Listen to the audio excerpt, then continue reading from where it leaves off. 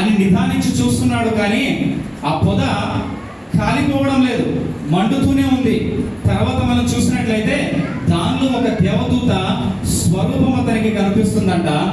అదే రీతిగా ఒక స్వరము మోషేతోటి మాట్లాడుతుందంట.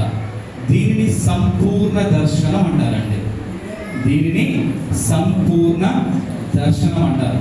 కొంతమంది నాకు దర్శనం కలిగింది అని అంటారు. అయ్యా నాకు దర్శనం కలిగింది అయ్యా, నా దర్శనంలో నేను గొప్ప వెలుగును చూశాను.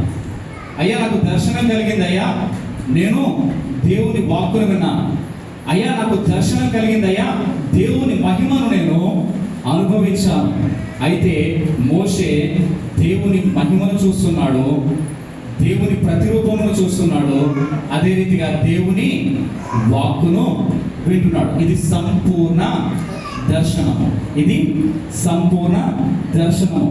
ఏదైతే 40 సంవత్సరాల రాజరికము మోషేకు ఐగుప్తు దేశంలో ఉందో, ఏదైతే 40 సంవత్సరాల గొర్రెలు కాపరిగా చేసిన అనుభవము తన మామ దగ్గర, ఇత్రో గారి దగ్గర ఉందో, ఏదైతే 40 సంవత్సరాలు దేవుని ఇంటిలో పనిచేసిన అనుభవము మోషేకి ఏదైతే ఉందో, ఆ ముందు 40 సంవత్సరాలు మనం పక్కకు పెట్టినట్లయితే, తర్వాత 40 సంవత్సరాలు తన కొరకు, తన కుటుంబం కొరకు కష్టపడిన 40 సంవత్సరాలని పక్కకు పెట్టినట్లయితే, చివరి 40 సంవత్సరాలు ఏవైతే ఉన్నాయో అవి దేవుని కొరకు మోషే పనిచేసిన సంవత్సరాలు.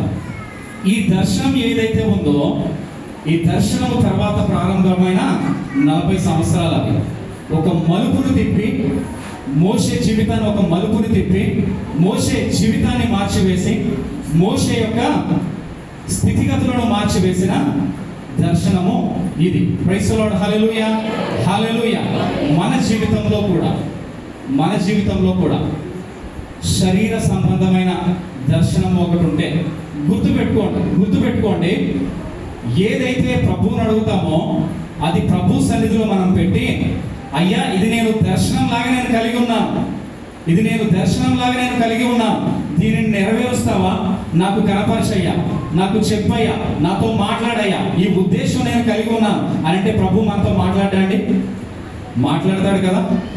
ప్రభు చూపించే దర్శనాలు సరే, కానీ మనం దేవుణ్ణి ఏదైతే అడుగుతామో అది ఒక దర్శన రూపకముగా ప్రభువుని మనం అడగాలి కదా. కొంతమంది నాకు పలానా కళ వచ్చిందండి అని అంటారు. నేను మీకు ఒక విషయం చెప్తానండి, కళలన్నీ కూడా నిజం కాదు.